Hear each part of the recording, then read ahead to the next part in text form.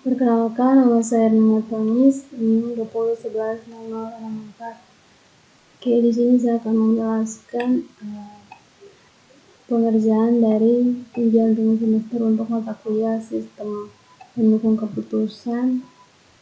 Di sini ada 4 soal yang diminta untuk kita selesaikan. Di sini yang pertama, kita menentukan lokasi yang terbaik untuk membuat cabang minimarket dengan metode Simple Adaptive Weighting atau SAW,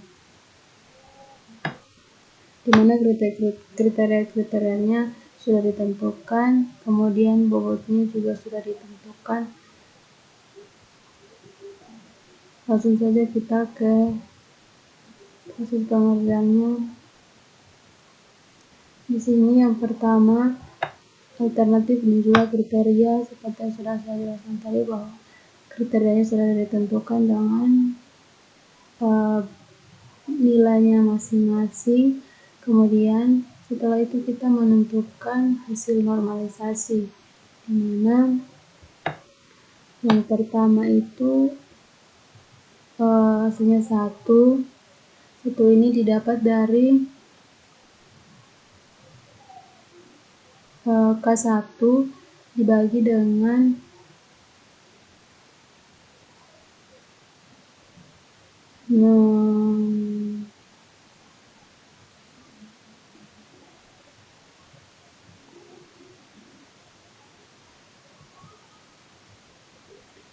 jadi hasil normalisasi yang pertama itu sama dengan 1 ini dapat dari nilai K1 dibagi dengan nilai maksimum, sehingga hasilnya adalah 1. Kemudian untuk yang hasilnya 0,5 ini juga didapat dari nilai K1 di bagian D dibagi dengan nilai maksimum, sehingga dapatnya 0,5. Kemudian yang terakhir 0,667 ini didapat dari nilai K1 yang 2000 ini dibagi dengan nilai maksimum yaitu 3000, sehingga mendapatkan hasilnya itu 0,667. Sedangkan untuk yang bagian K2 ini dia mau nilai minimum, jadi dibagi dari nilai minimum dibagi dengan nilai K2, jadi 5 dibagi dengan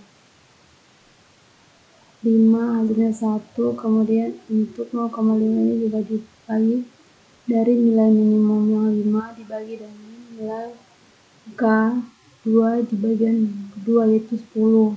Begitu juga dengan yang ketiga, 5 dibagi dengan 7, sehingga mendapatkan hasil 0,721 dan seterusnya.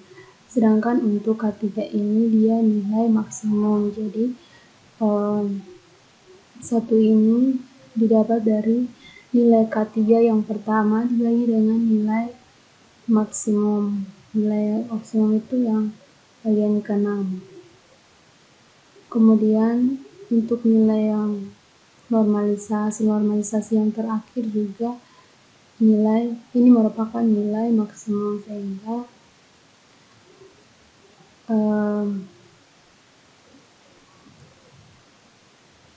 nilai maksimum dibagi dengan nilai keempat, sehingga mendapatkan hasilnya 1. Kemudian untuk bobot di sini sudah ditentukan, W1 40, W2 0,10, W3 0,30, W4-nya 0,20.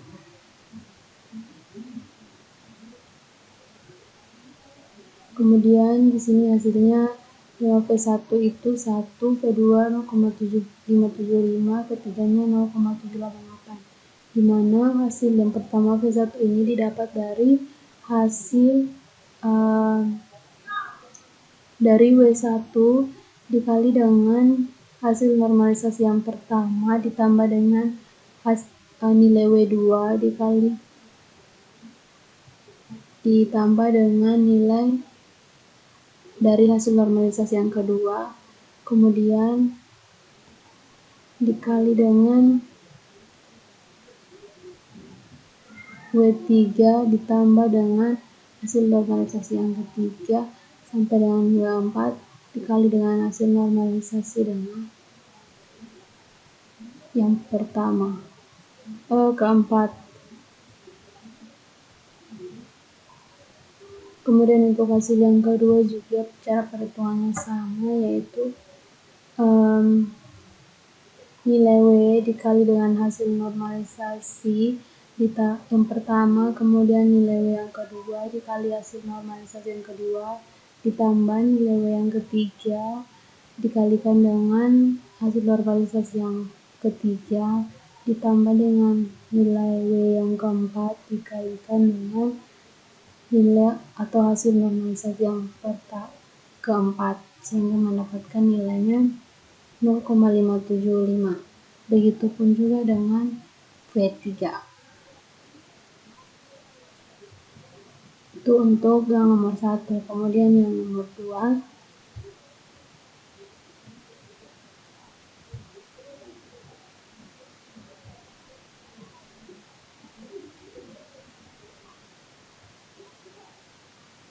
selanjutnya nomor 2 di sini kita diminta untuk menyelesaikan studi kasus dengan menggunakan metode weighted product atau WP untuk menentukan kandidat, di mana terdapat beberapa kandidat yang sudah ditentukan berdasarkan kriteria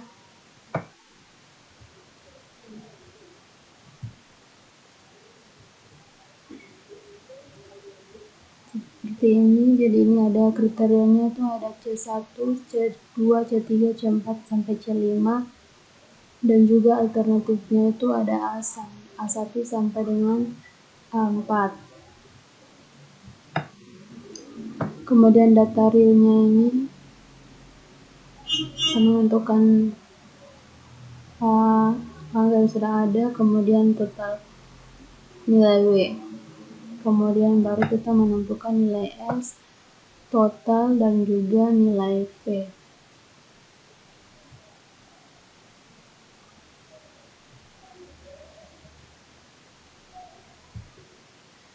Oke, jadi untuk mendapatkan nilai S-nya itu kita melakukan penjumlahan dari nilai W1 dikalikan dengan nilai C1 ini. Nilai W1 dipangkatkan dengan nilai C1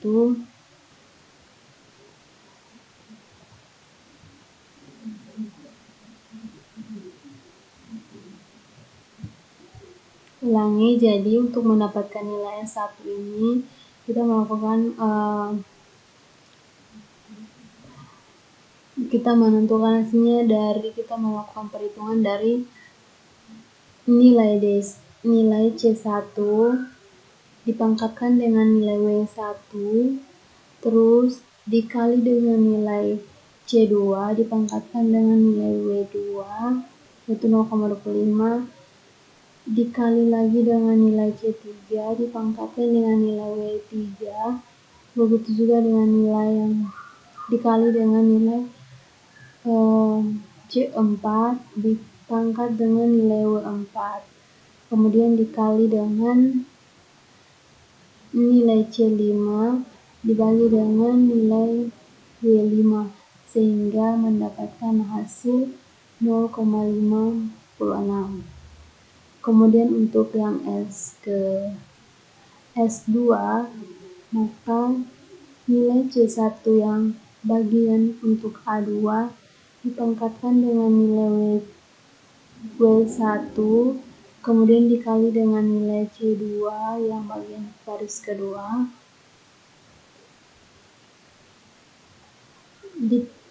dipangkatkan dengan nilai W2, kemudian dikali lagi dengan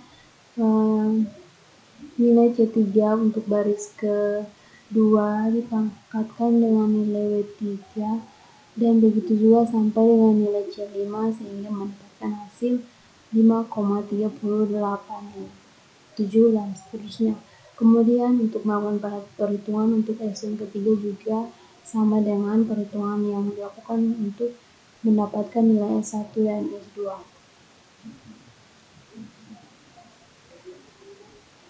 Kemudian untuk mendapatkan nilai total, maka kita melakukan pembagian untuk nilai S1-nya ini dibagi dengan nilai S3 sehingga mendapatkan hasil 19,18.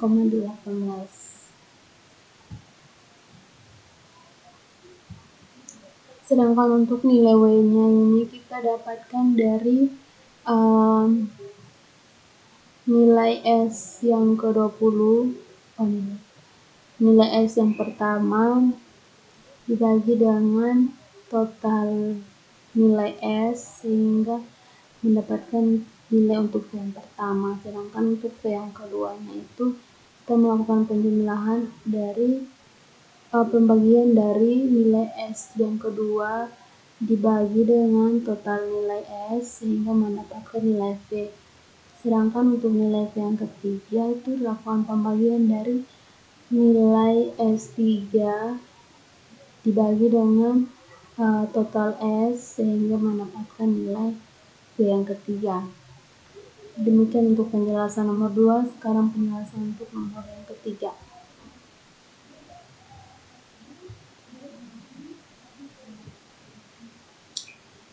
Kemudian untuk soal nomor yang ketiga, kita diminta untuk menyelesaikan studi kasus dengan metode AHP.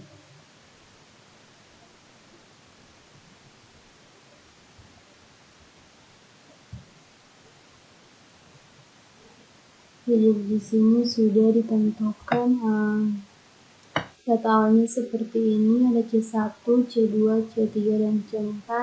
Kemudian itu ada data perwesnya itu ada C1 dan sampai dengan C4. Kemudian kita diminta menentukan total. Untuk mendapatkan nilai totalnya ini, kita melakukan perhitungan dari data data perwais dari C1 ini dibagi dengan C bagian yang pertama dibanding dengan C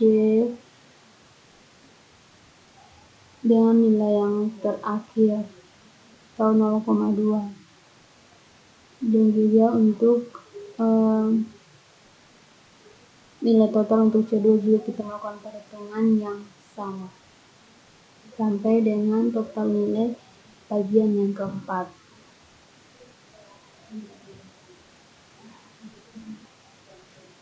Kemudian untuk mendapatkan nilai normalisasinya ini, maka kita melakukan perhitungan dengan pembagian dari nilai total yang pertama untuk C1 dibagi dengan maksudnya nilai perwais yang pertama dibagi dengan nilai total untuk perwais ya, nilai total C1 sehingga mendapatkan 0,59. Sedangkan yang 0,19 ini didapat dari 0,33 dibagi dengan 1,67, sedangkan 0,08 didapat dari 0,14 dibagi dengan 1,67.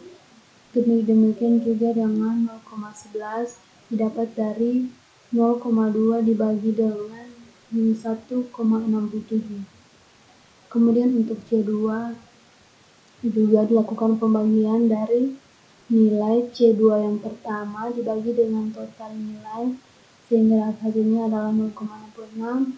Begitu juga dengan nilai yang ada pada baris kedua, yaitu 1 dibagi 4,63, maka hasilnya adalah 0,25. Dan juga sampai dengan nilai yang terakhir. Begitupun dengan perhitungan untuk normalisasi pada bagian C3 dan C4.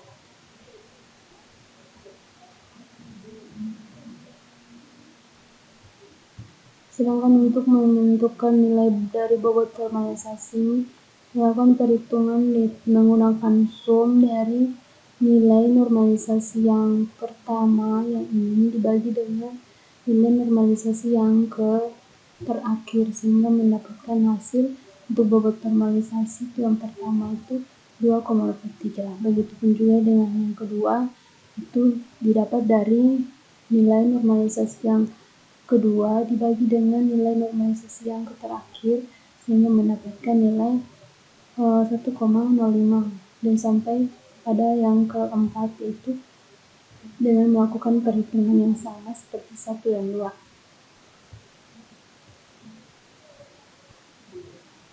Kemudian untuk nilai eigenvalue-nya ini didapat dari nilai normalisasi yang pertama dibagi dengan nilai normalisasi yang terakhir menggunakan perhitungan menggunakan sum, kemudian dibagi dengan 4. 4 ini karena ada 4 kolom, sehingga dibagi dengan 4.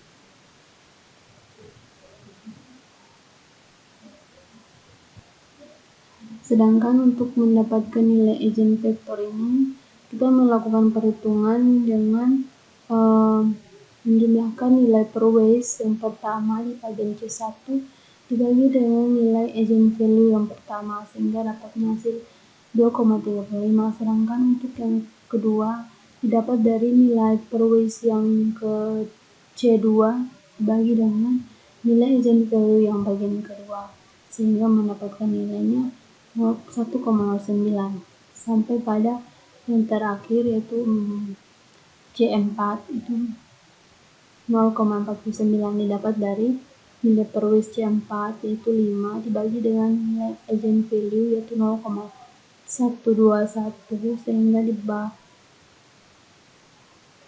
didapatkan hasilnya seperti ini.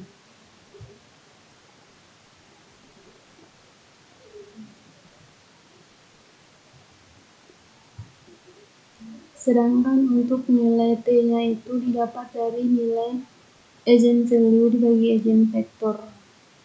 Sedangkan nilai CI atau nilai dapat dari nilai T dibagi dengan 4, kemudian dikurangi dengan 4 dikurangi dengan 1, sehingga mendapatkan nilainya seperti ini. Sehingga mendapatkan nilai RI-nya itu 1,24. Demikian penjelasan untuk nomor 3. Di bagian nomor 4 ini menyelesaikan studi kasus menggunakan metode AHP.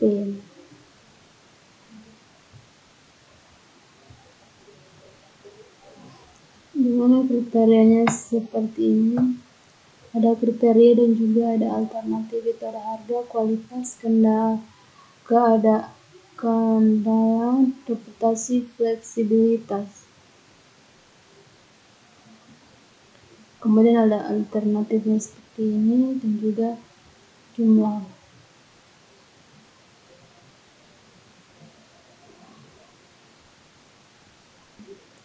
Oke, di sini untuk mendapatkan total jumlah atau total nilainya itu didapat dari harga dibagi dengan fleksibilitas, kemudian untuk yang kedua kualitas dibagi dengan fleksibilitas, dan yang ketiga kendala dibagi dengan fleksibilitas, sampai pada yang terakhir yaitu fleksibilitas dibagi dengan fleksibilitas mendapat nilainya itu 21.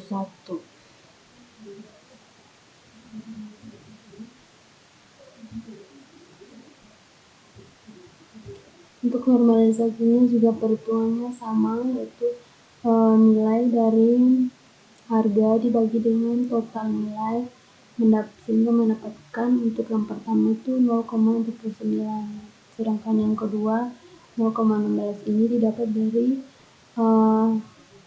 hasil atau nilai dari harga yang bagian baris kedua dibagikan dengan jumlah, manfaat hasilnya 0,16 sampai pada yang terakhir yaitu 0,17 ini didapat dari nilai harga yang terakhir dibagi dengan jumlah, maka mendapatkan hasil 0,7. Begitupun sampai pada yang terakhir.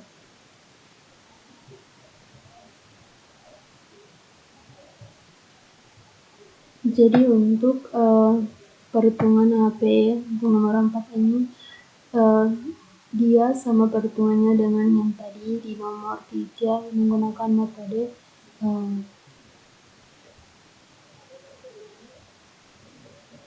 HP tadi. Jadi di sini perhitungannya sama, jadi yang